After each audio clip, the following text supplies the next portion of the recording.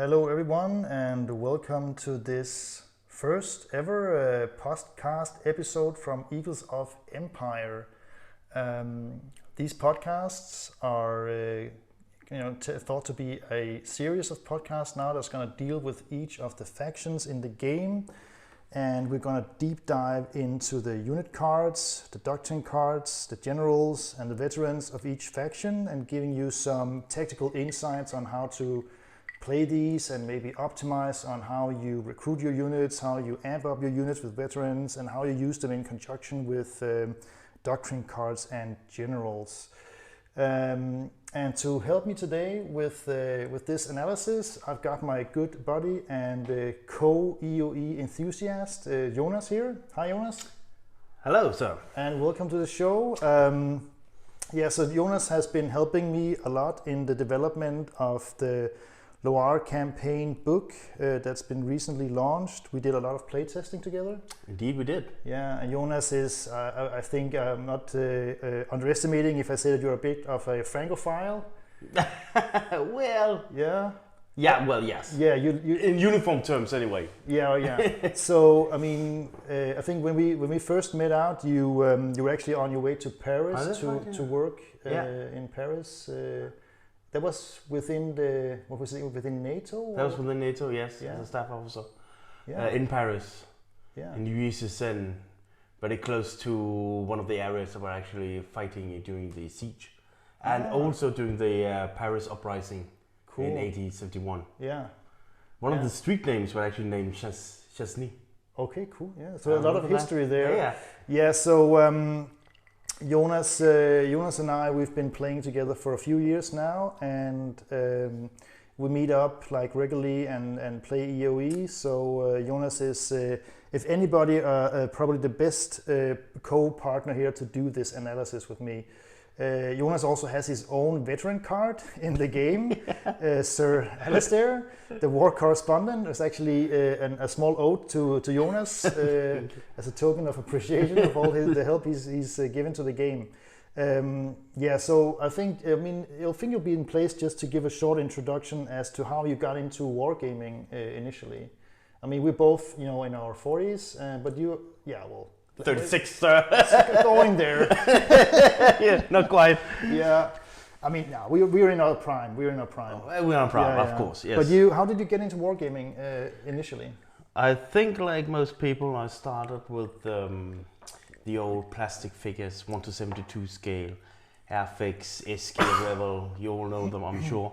Yeah. And at a certain point, at first I just started collecting them as a kid, but then at a certain point, start painting them, and then putting them up in small battle positions, and then you want to do some extra with them, so start rolling some dice.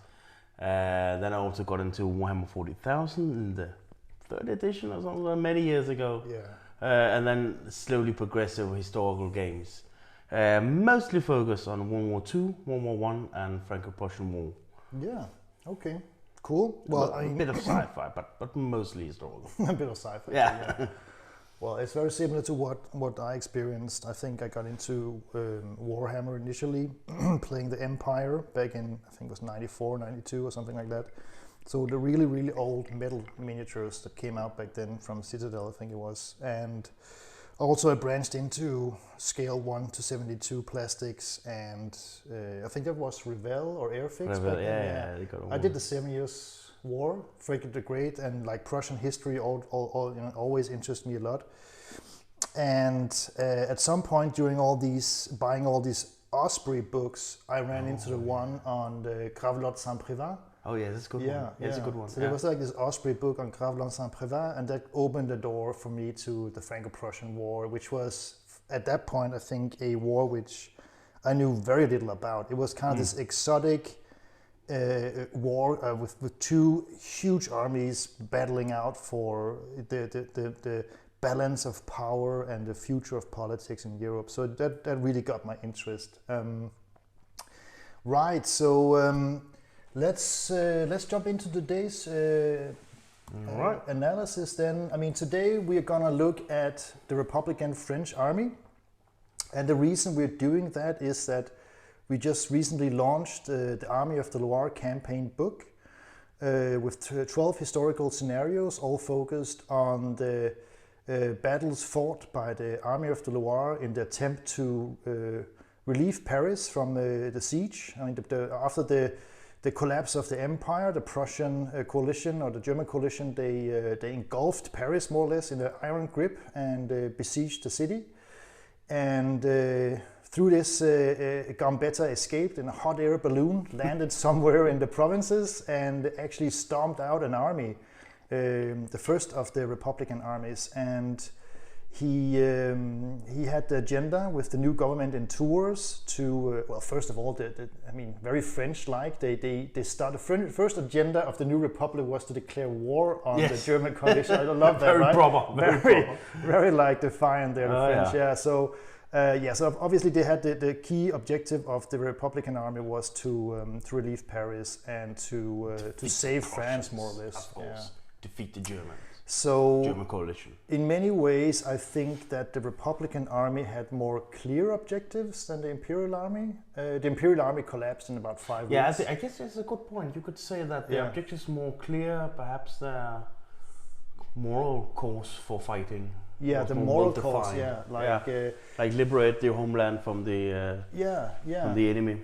I mean, it was almost comparable, and I think also Gambetta and some of the other politicians, they drew on the DNA from the French Revolution. Of course, yes. Yeah, so really like the patriotism was revoked and everything was back, much of that spirit was back, and it was really a call to save the nation. Yeah. In many other ways, whereas building a citizen army. Yeah, whereas the Imperial Army and the campaign fought with the Emperor and MacMahon and so on, in many ways just played on the pride, I think. Past glory. Past they of course glory had so on, professional soldiers or long-term service soldiers, veterans from several campaigns, Mexico, Solferino. But they see, when I read about this part of the early part of the war, it seems like it's sportsmen.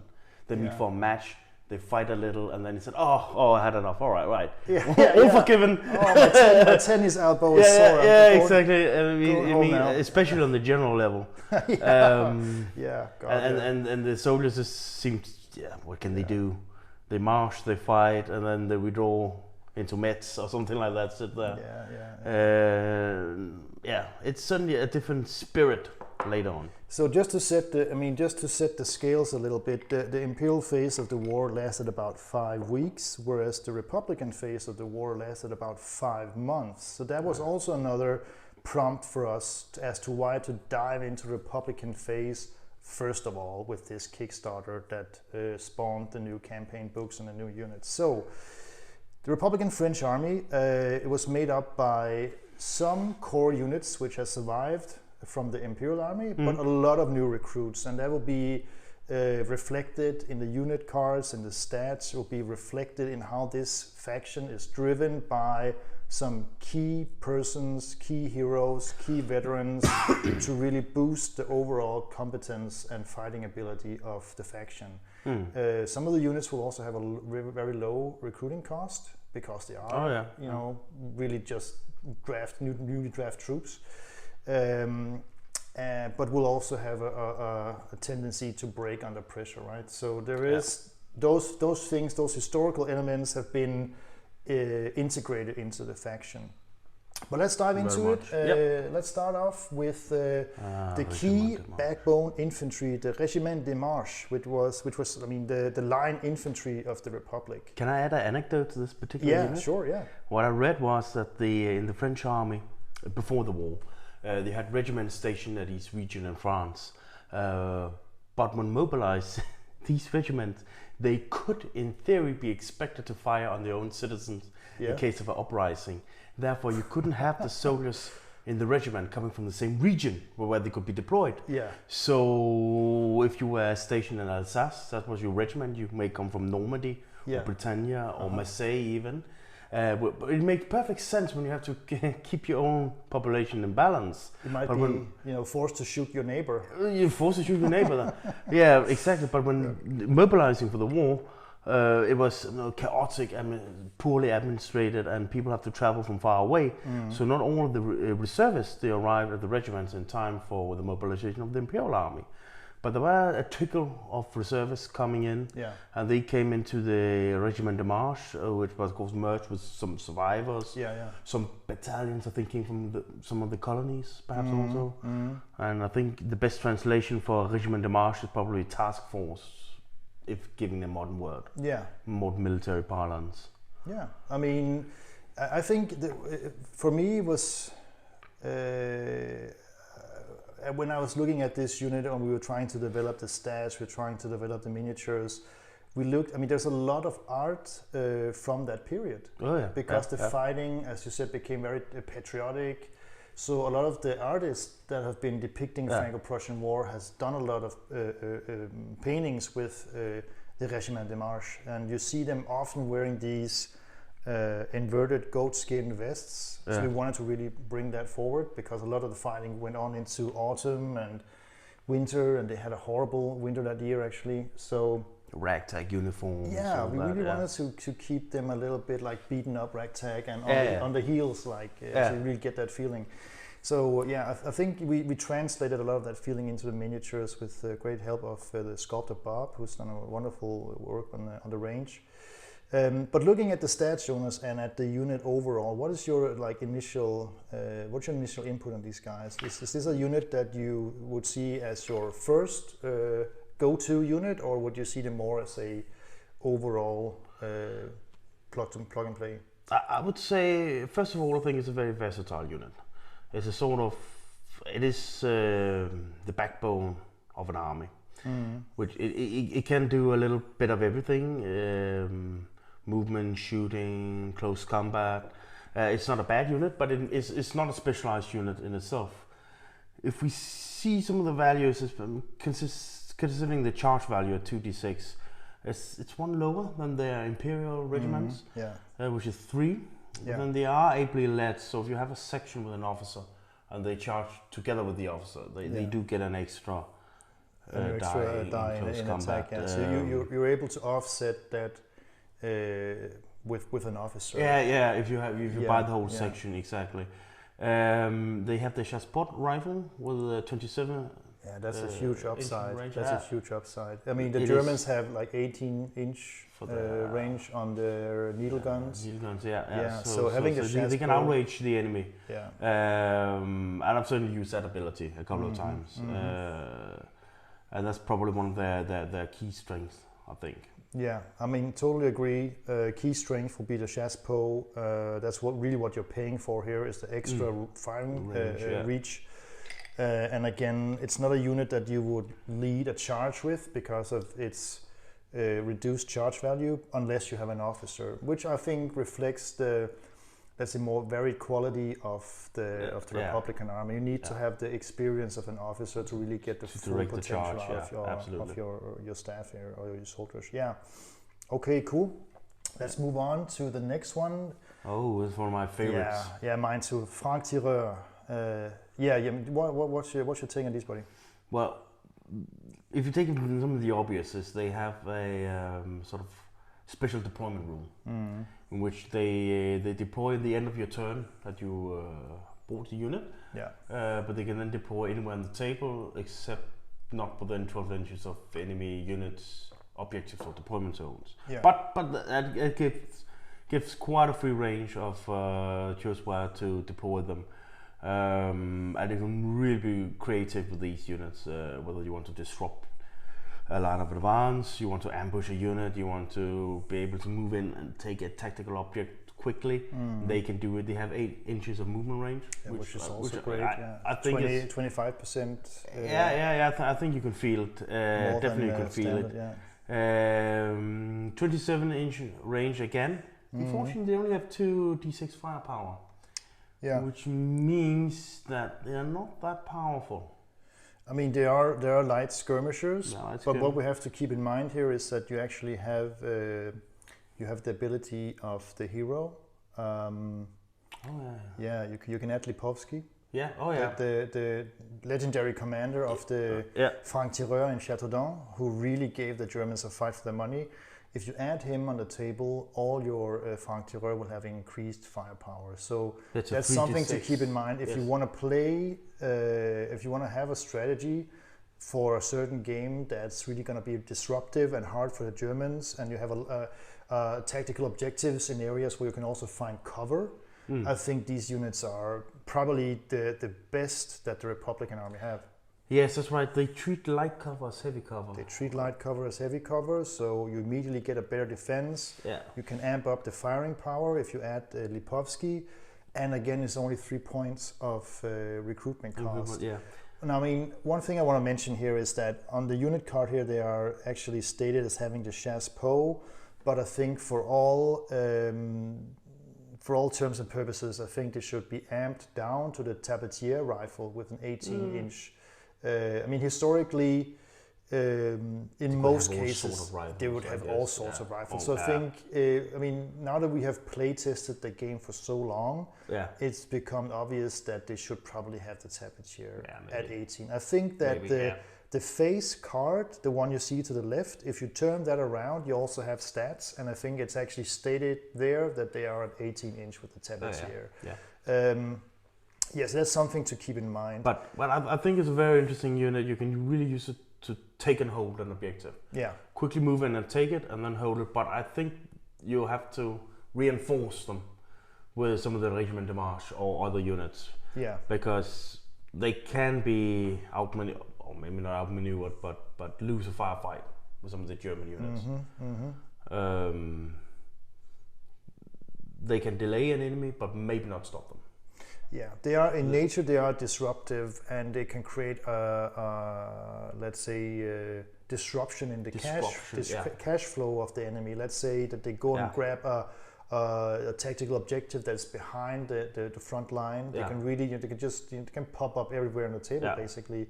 And that is I mean, I've played against these when you've had them as the French, and they are a huge nuisance. They are such a pain in my behind. I mean, I have, I literally have to use points on recruiting cavalry just to keep track of my rear there, because they would just keep popping up at my objectives. Right. Okay, cool. Let's move on then. So, Guard Mobile. That's one of my favorite actually. Yeah, I love those guys too. You have the 18-inch tabatier. Yeah. They do have 3d6 firepower, but only 2d6 charge value.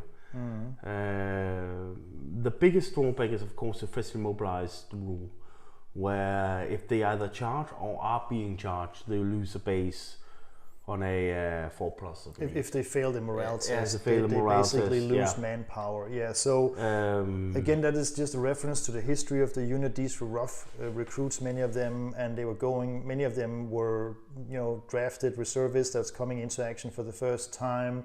And many of the battles were fought in appalling weather and with professional troops like battle-hardened Bavarians or Prussians on the other side.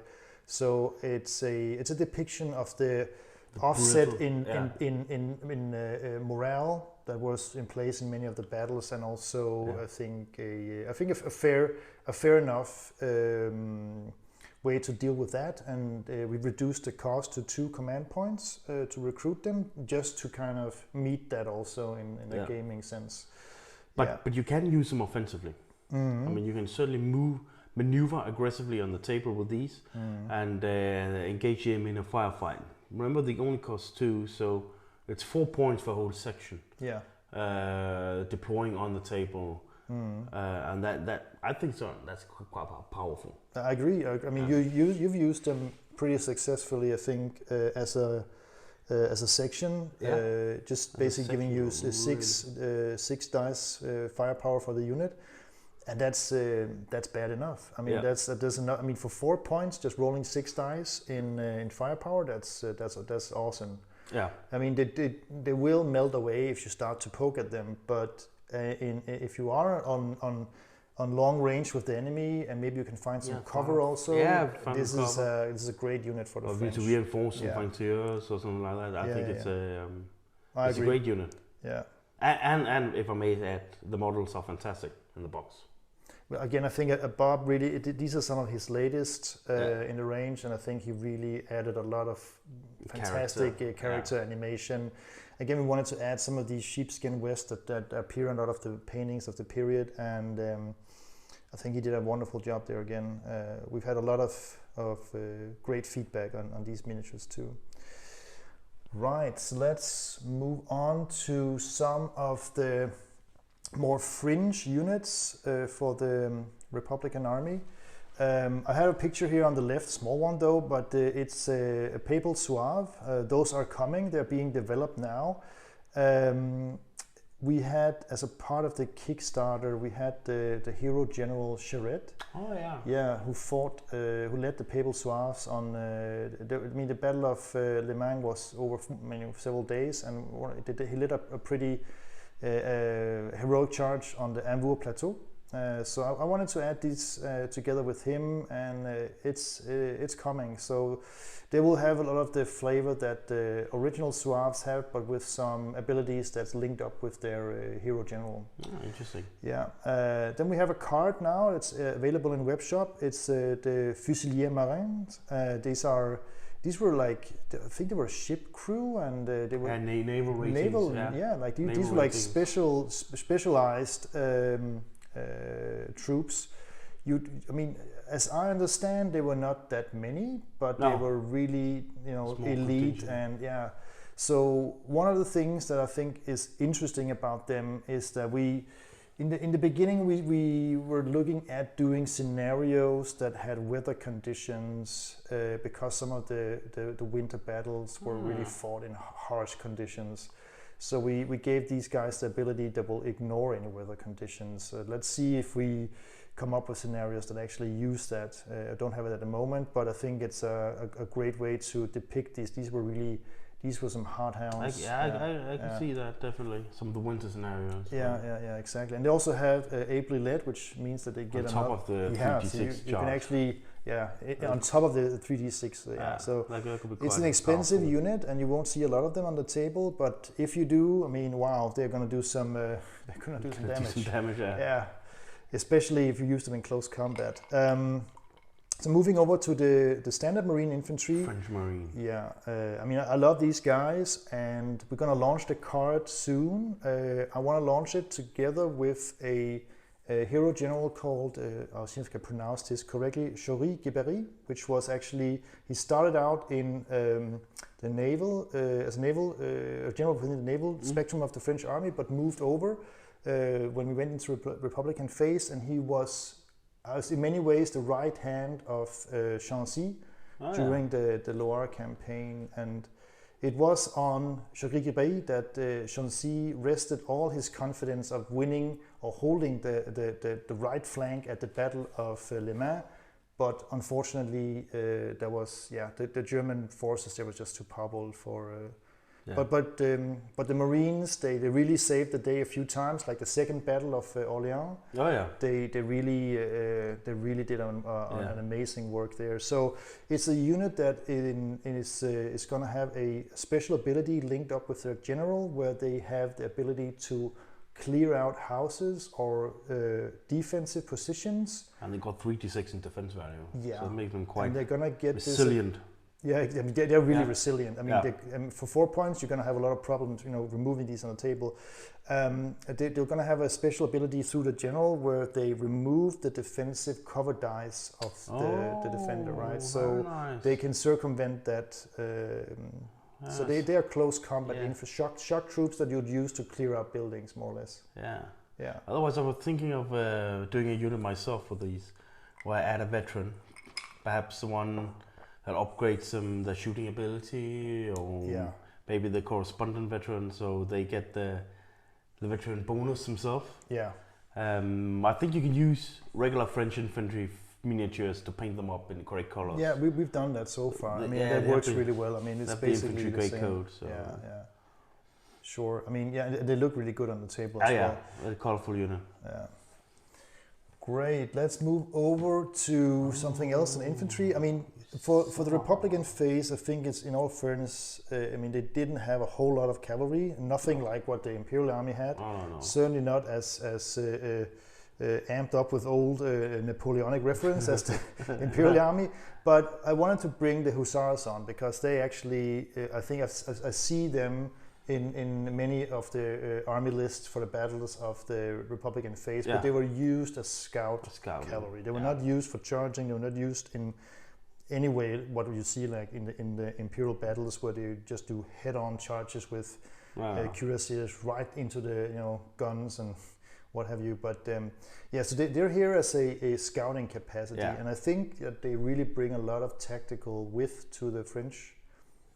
They're very mobile because not only do they have 16 inches of movement, they also have the scouting ability, which means they can add another 8 inch for movement. But then they basically can jump over using the ability to shoot and just exchange that with another move of 8 inches in the shooting phase. So basically, light cavalry scouting, they can move quite far, which means you really can reach some of those tactical objectives quite quickly in the game, and would make them extremely valuable. Yeah. But they are not good fighters, I would say. No. You can't count out their shooting ability. It's nice they have it, but it's not something they're gonna knock the socks off the enemy. Certainly not. They have 2 d6 charge value. Not that good. They will melt away if the enemy has any other type of cavalry than Hussars.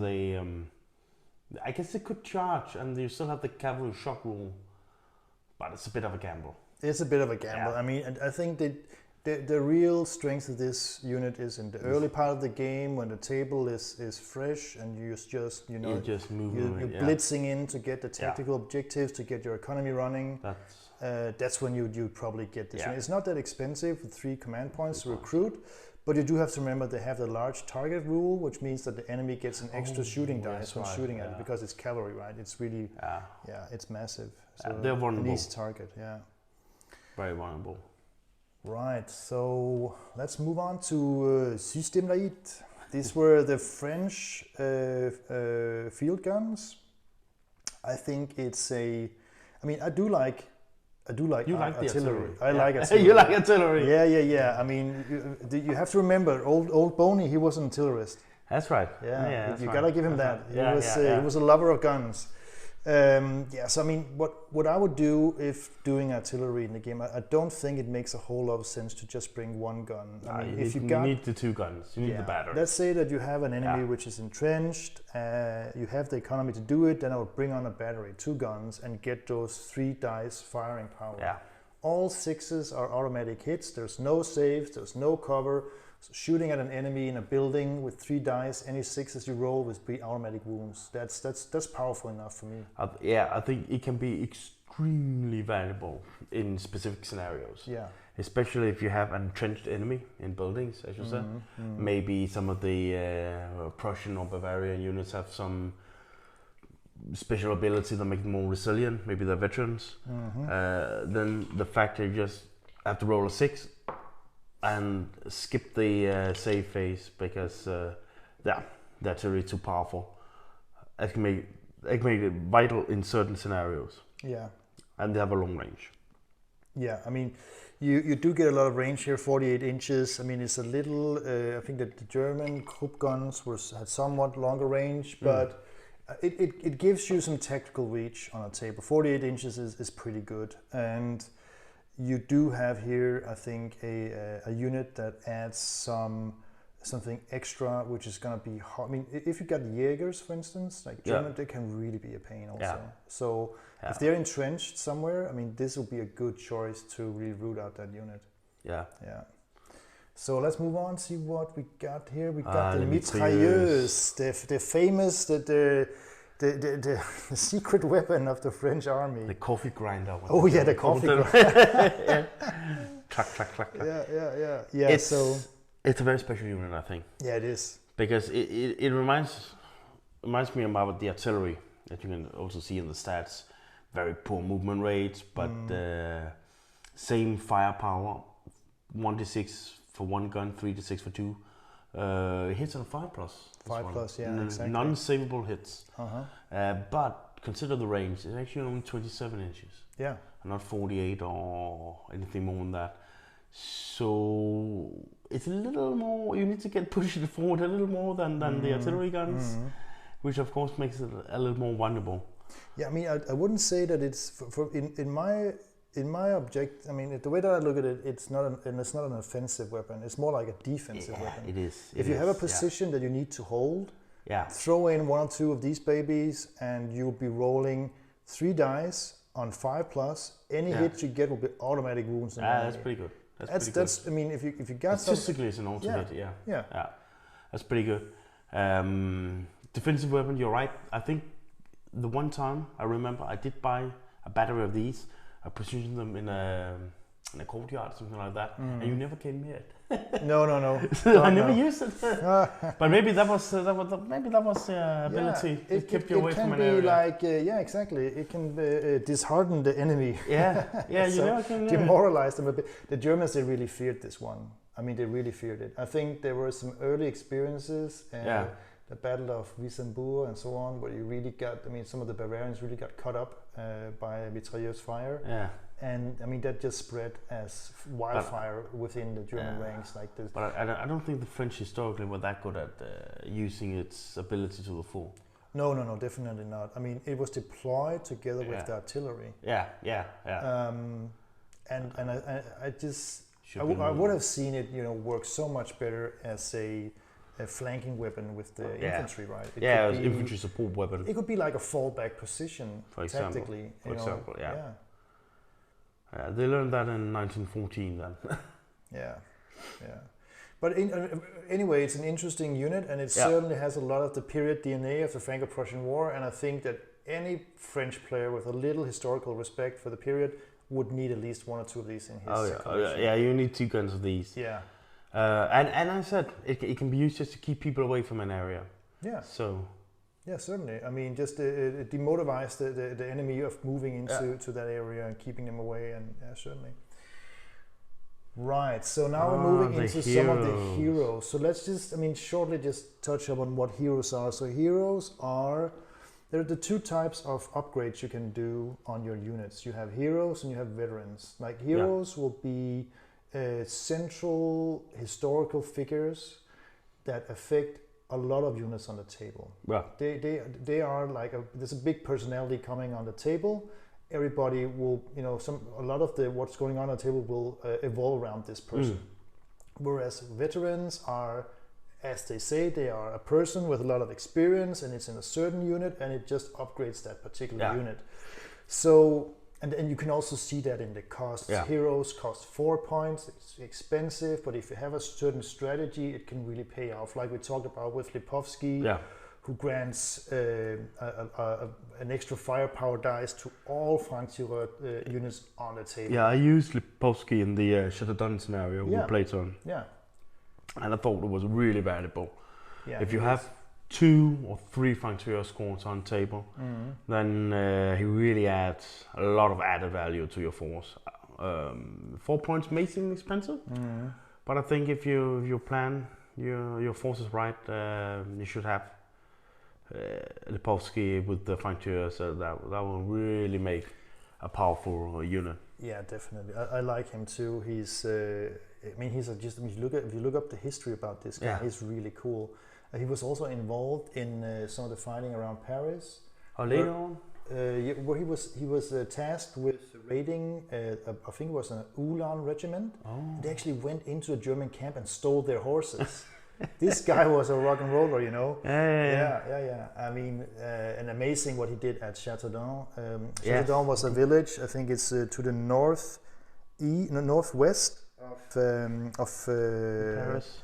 Of Orléans in the Orléans valley, and it was a town or city set on a hill, and the Prussian corps under Wittig was tasked with taking this town, and so the French knew they were coming, and they barricaded themselves.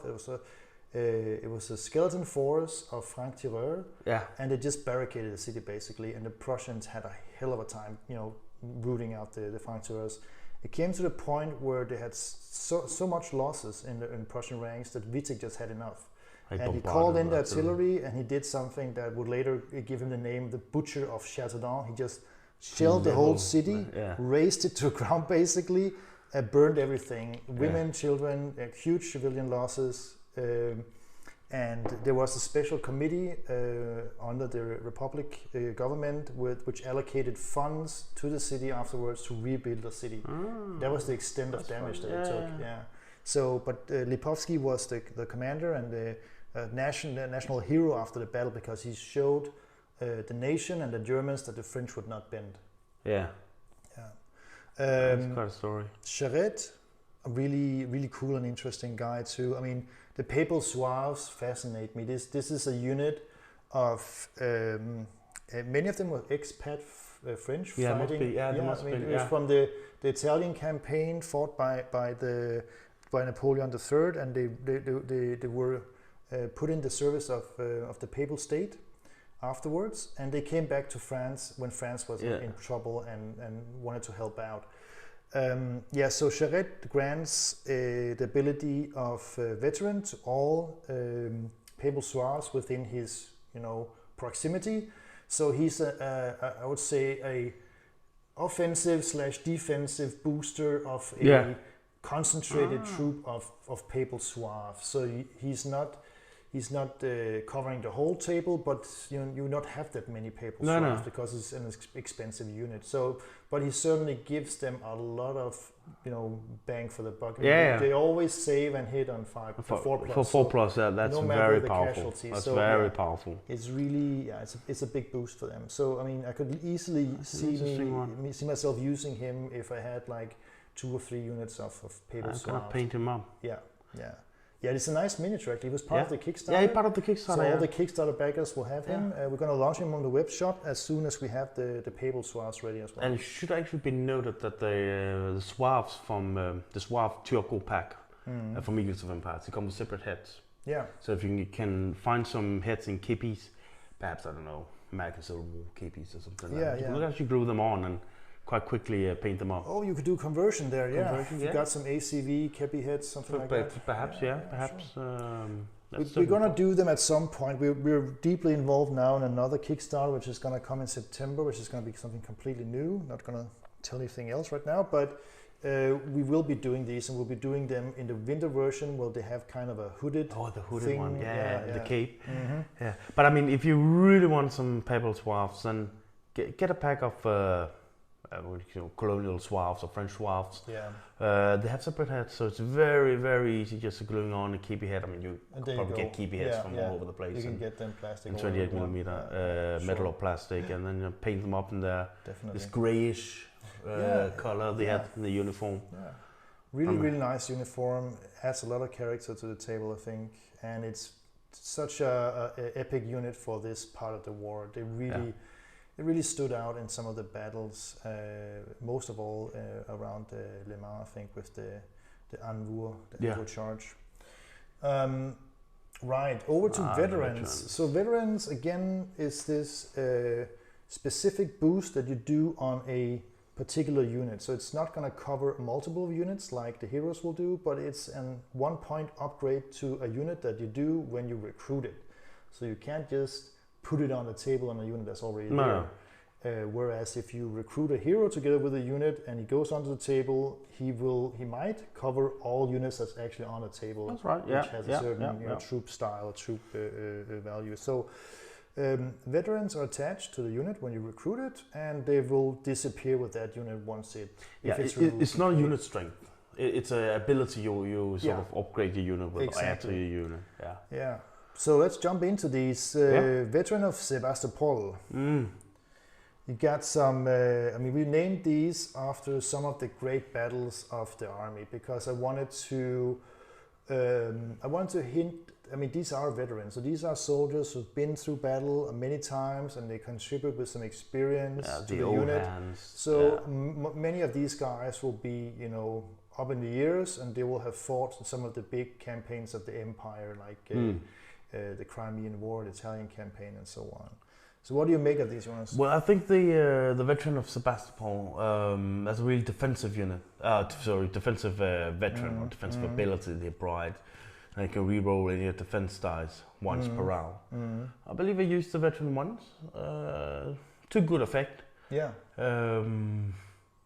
I wouldn't. I think I would add this one probably to Regiment de Marche. Maybe some of the guard mobiles. Yeah. But I think, yeah. I mean, they grant the ability to re-roll your defensive dice. Yeah, so you could, you could think of it in two ways. You could use it if you want to buy a unit that has a low number of defense die as a standard stat, and it has to do a certain job and maybe give it some extra staying power. Yeah. Or if you really want to boost a strong defensive unit, like for instance the Marines or something like that, really get them up there. Yeah. You could. I mean, it's 1 point, so it's it's relatively flexible, low cost. So I see him working in two ways like that. Yeah. That's funny you said. I have never considered that it could be used to, we could say, increase the durability of a unit in offensive move. Mm-hmm. But it would be fun to try that. I think we'll try that next time. No, good idea. I'm giving you good ideas now. Yeah. Then we have Solferino, expert marksman. Yeah, so let me read this one, and you can get to comment on it later on. A veteran of Solferino grants his unit the sniping abilities. When firing at an enemy with an officer or hero attached, roll a d6. On a roll of 4+, the officer or hero is killed and removed. So this is like, you can go in and you can remove expensive heroes, cost 4 points. You can remove officers. And remember, if the opponent does not have any officers on the table, they will not be able to use the doctrine card. Yeah. The doctrine card prerequisite is that you have officers. Right, yeah. So you can, here with this one, you can remove an expensive hero, cost 4 points, just one shot, one die roll, bye to 4 points. Or you can remove the enemy's ability to use doctrine cards. That's pretty powerful. That is pretty powerful. But they also have think of the Prussian, they have this very, from the French perspective, irritating hero called Major von Halden. Mm-hmm. That gives 2 extra movement. 2 extra inches of movement. Yeah, and you used him with quite good effect in the last game. Yeah. And I really wanted that veteran to take him out. Yeah. Yeah, sure. I mean, yeah. I think he's interesting. You know, any French infantry squad. I mean, I'm thinking Franc-Tireur. Franc-Tireur, exactly. Put this guy in a Franc-Tireur, deploy them somewhere, and snipe the hell out of them. Out of the enemy, right? Yeah. He's pretty cool. Sniper, yeah, he's pretty cool. Now on to the veteran of the Alma. Oh yeah. Rapid fire. A veteran of the Alma grants his unit a +1 to hit when firing, 3+ being the lowest possible. So let's say that you have a unit, again, I mean, in units where you have the veteran ability, this is not so interesting. Yeah. But in other units where you have a lot of dice, firing dice, but the unit is starting to take wounds, this could be interesting to throw in, right? I think this one is best used in the Regiment de Marche units. Yeah. Three firing dice, the 27 range Chassepot. Oh yeah. Absolutely. Yeah, they start with 3, then you go to 4 and 5, so you never hit the 6, which means that the firepower of that unit is extremely powerful, both in full strength, of course, but also on 2 bases. Yeah. And still reasonable powerful in 1 base. It's quite a unique veteran. I like it. Yeah, I like it too. I mean, if you look at the veterans as a palette of choice, I think the French have a lot of tools here in the toolbox to be used. Okay, so on to the last one, the one that's actually the best one, of course. The one that's actually named after you, Sir Alistair, the war correspondent. Of course, the British one. Yeah, of course, British. I'll make heroes of you lot. A war correspondent will grant your unit the chance of fame and glory in foreign newspapers. The unit will always hit and save on 4+, no matter its strength. So this particular veteran can be recruited by both sides. French and German, yeah. The one, neutral country. Yeah, totally neutral, like almost like a Swede. Sorry, Sweden. So this guy can be recruited by both sides, and I think it's interesting from that perspective because I mean it's you gotta grab him before the enemy does really, If you want to have this ability, you go in and grab him before. You need to be quick with this one. Yeah. You need to be quick with this one because the ability to always hit and save on 4+ means that you can basically ignore 2 casualties. Yeah. If your units start with strength of 3, doesn't matter you take 1 casualty. Doesn't matter you take 2 casualties. You're still equally powerful. Yeah. So you can really eat some fire, and that's powerful, especially in the offensive. Throw this guy in a unit of Marines. You know, that's my plan. Yeah, that's my plan. Then he's gonna be. That's my plan. Marines and steroids. Yeah, exactly. Yeah, I think the veterans added a huge new dimension to the game, and something that I've been wanting to add in a long time. But I mean, we're building everything organically. It takes time. Also, everything is hand sculpted. We're not doing any of that digital 3D STL stuff. We're doing everything like old school play testing. Yeah. So, but we finally got to this point, and I think it added a lot of new flavors to the game, and it's something that I really enjoy using now. When we also because it gives you so many options, like tactical options in the game now. Also on the German side, where we don't have as many units currently developed as we do on the French, because the French had such variety of troops from the colonies and all that. That's really what it makes interesting to play Republican French, I think. There's a diverse type of troops, quality, ability, everything really. And they aren't all bad. No, absolutely not. I mean, we played a lot, and we also played recently some of the first. We started the Loire campaign together, and the French are performing really well. They do have enough tactical tools, I think, to win games, even against the Germans. So moving on to generals, the hero of the Republic. Oh yeah, the man of the day. He's not. If I may add a small historical note, I don't think he's as celebrated as he should be in France. I agree. When I was in Paris, I of course met up with some French officers, and we went to a French officer club once, where there was a lot of conference rooms named after big French generals. You know them all from both 1870, but also First World War, Second World War. But there were none named after Chesney, and he doesn't have in France, I believe, quite the same hero status that he should have. Well, I mean, I agree, and it's an extremely difficult task he was given. Extremely. I mean, not only was he the replacement of a general which failed his role and failed his nerve, but he had to pick up. I mean, the Republic was the replacement of the Empire, and this guy was the replacement general in replacement, the Republican Army. So he was really picking up the pieces. Yeah. Morally, the army was in complete disarray, but he added so much grit and fighting power. I mean, and I think it's also really expressed in the miniature. Yeah. Like he's just sitting there with his cigar. I'm getting kind of a Stonewall Jackson kind of vibe. It's sort of like, you don't push this guy around. He's gonna stay and fight with his cigar in his mouth, He's I like the whole vibe. I like the anecdotes and the things that appear in the storybooks around him, and man, was he on a mission with this Loire army. I mean, and one of my favorite stories about him is probably when the army was successfully pushed, bit by bit was pushed back from Orléans and was pushed back towards Le Mans, and they made a final stand, I think we can call that, at Le Mans. Yep. And he had a really bad fever because the winter was really, it was so cold. The Battle of Le Mans was fought in about minus 20 degrees Celsius, which is, just incredible. If you think about, they had no thermal clothes. I mean, they were wearing whatever they could find, and they were ragged uniforms.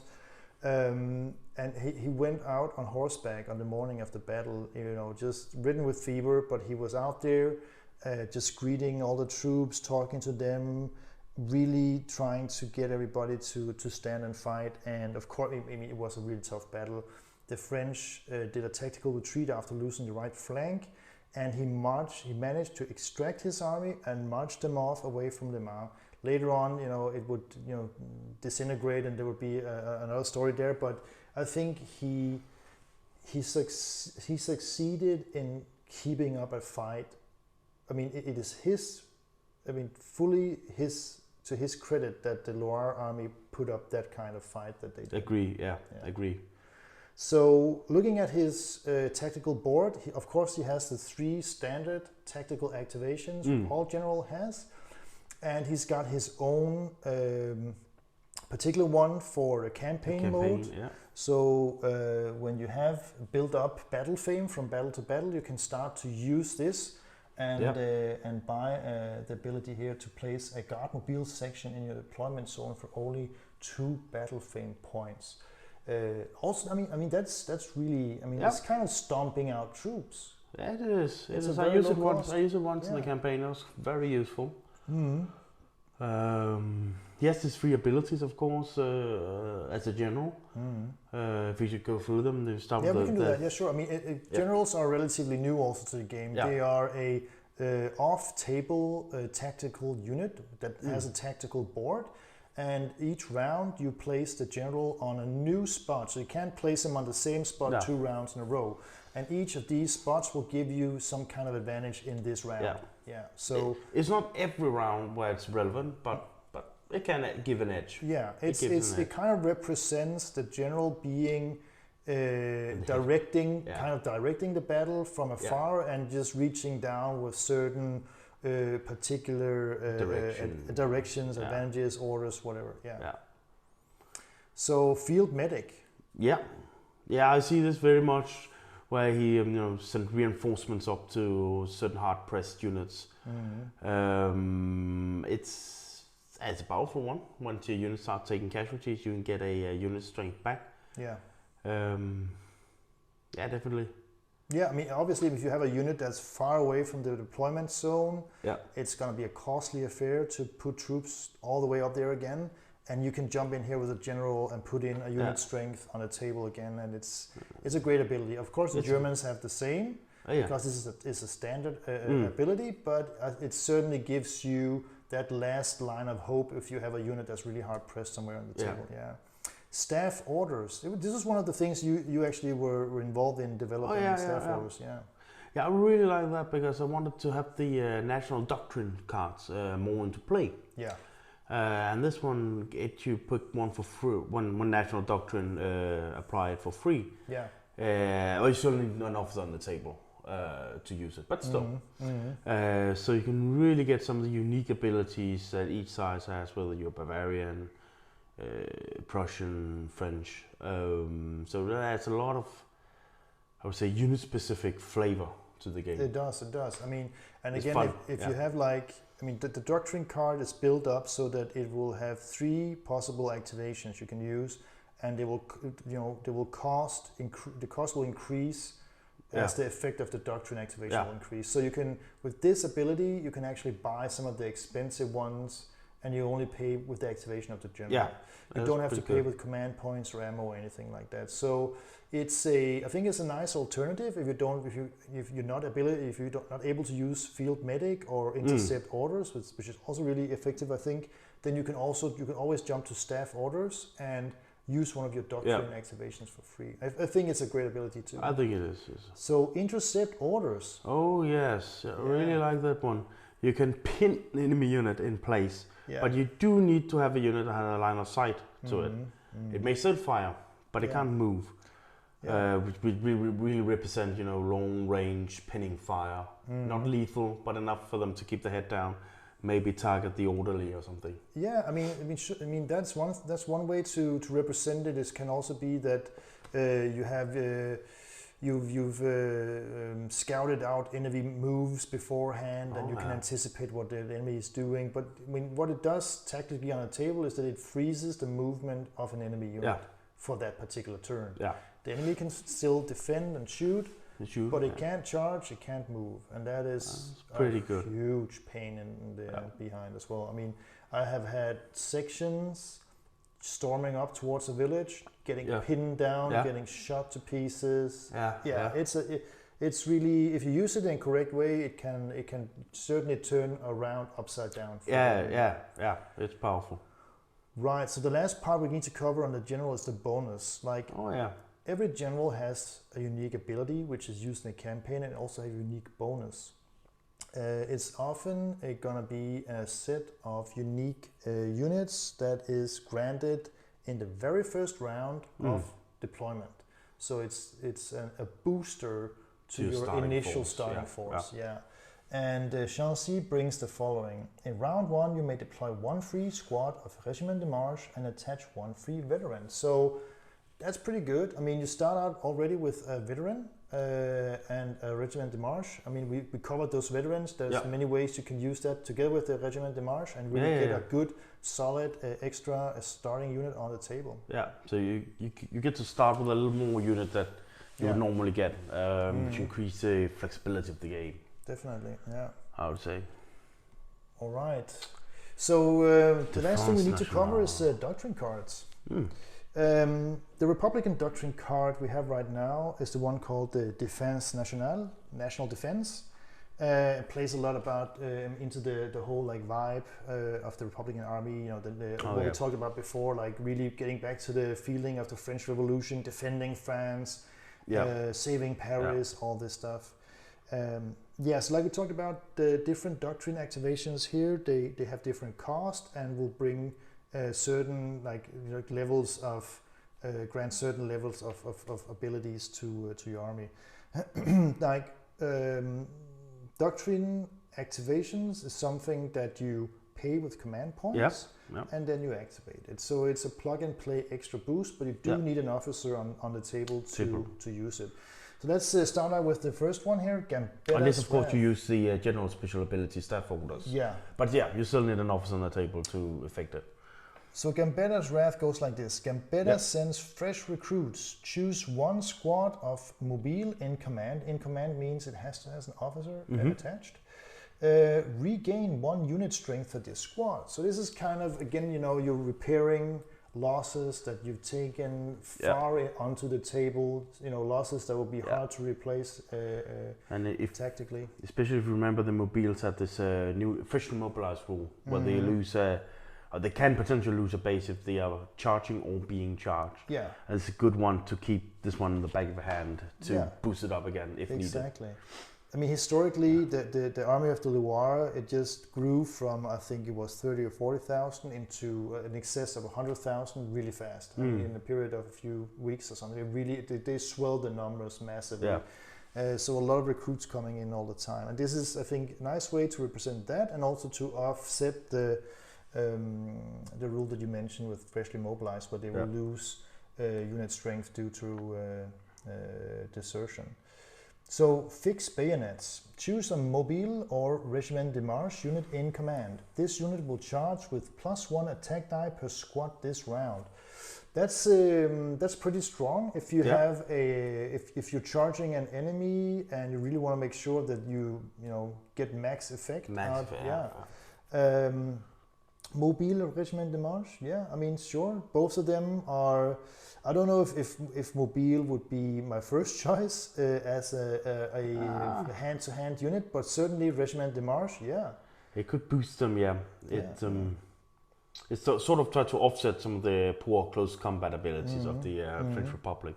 And again, think if you have a unit that's been amped up with a veteran, where you get extra dice, or you get always 4+ to roll. It starts to add up and become a nice bonus, right? That could be powerful. Yeah. It's a little more specific than the previous one, but definitely quite useful in the close combat. Yeah, I mean, and that's how we want to use doctrine cards. They do specific tasks. They solve specific problems. Yeah, exactly. And they dive down into the tactical approach to combat which that particular army had at that particular time in the war. Yeah, because if you look at it, they're actually quite aggressive, the mobiles. One used as second line defenses or something. They're used quite offensively. Yeah. But hence the name, the Mobile Guard. So the last one here is called Give Them Hell. Your gun crews work feverishly. Each mitrailleuse gun or battery may fire twice during the shooting phase of this round. I have to admit, son, I've never used it. I never used it because the one time I did plan to use it with my battery, you walked away. Yeah. I have a nose for trouble. Yeah. Well, I mean, imagine at 2 command points and 1 ammo, it's pretty expensive. But again, if you have a battery of mitrailleurs, that's 2 times 3 dice. Ouch. Yeah. Also artillery, ouch. Yeah. And you can use your general to activate this one. You move your general into staff orders, and you get to activate this one. Combine it with a battery of any kind, a mitrailleuse or a gun battery, and you can clear street. 2, rolls. Ouch. You can really clear street. Definitely. So I think that, as a toolbox, I think the French Republican Army has a lot of tools, a lot of strings to play on. Yeah, it is. Yeah, you need to prioritize your decisions making, of course, and you need to prioritize how you're gonna spend your points on units. But it's a very versatile army, definitely. Yeah. And I think it's quite strong. It can be quite strong if played correctly. Yeah, definitely. I mean, they do have all the abilities that they need to make a win. I mean, they have obvious weaknesses as well. And the Germans have some wonderful troops with high quality, like the Jägers and so on. And they have an awesome artillery park with the Krupp artillery. But the French have the home turf. Yeah. And that's represented here with the Franc-Tireur, with stomping out recruits really fast. Yeah. And I mean, if you use those things to your advantage, you can certainly give the Germans a run for the money. Yeah. I think I'm thinking of I think it was General Lee who said that he wanted to maneuver aggressively but fight defensively. Yeah. And that's something that you could do with the Republic as well. You should really use all your type of units to maneuver aggressively, to take the objectives, take the high ground, the strong points, the houses, the woods, etc., and then try to hold out against the inevitable German counterattack. Yeah, that's a good take, I think, on the Republican Army. So let's wrap this up for today. Yeah. I think we covered a lot of the interesting aspects of the Republican Army, how to play them, how to use veterans, heroes, and generals, and doctrine cards to really get the most out of your units. Of course, we want to hint to the fact that we just launched the Army of the Loire campaign book with 12 historical scenarios that cover the Loire campaign from the beginning of September and way into the winter of 1870-71. There's some really nice battle maps as well, and they will change actually according to seasons. You start out in late summer, early autumn, and you move into autumn and winter then. So the maps that you play will reflect that, which is a nice detail, I think. Extremely beautiful presented.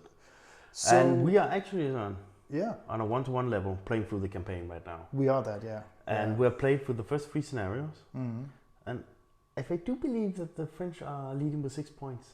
They might be. I mean, I have a hard time remembering though. Yeah, it's. I think we need to check it. That's good. No, it's certainly. It's been fun. I mean, it's been fun, and I think it goes to show that played correctly, I think the French Republican Army has a lot to offer in terms of tactical width and But they can also be caught wrong-footed.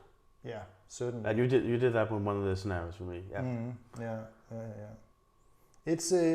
It's all about adapting to the specific scenario. Yeah. Finding out how to watch out for the strengths that the enemy has, and also try to utilize potential weaknesses the best possible way. But all in all, I think it's been very entertaining so far to play through these scenarios, and who knows? We might do a podcast one day covering the scenarios. I think we should. Talking through all these 12 scenarios. I think we should. Once we played a little more. Yeah. Yeah. Cool, Jonas. Thank you very much for being on the show today. You're welcome. Yeah, and a pleasure. Thank you everybody for listening to our soothing voices for about an hour now. We'll be back with a take on the German coalition sometime soon. We already start talking about that coalition, that faction as well, and we'll be doing that, covering that on a podcast within, I think, sometime during the summer, probably. Yeah. Sounds good. All right, guys, have a great summer. Hope you find time at the painting table and keep rolling those dice out there and enjoying your hobby. Bye-bye. Bye-bye.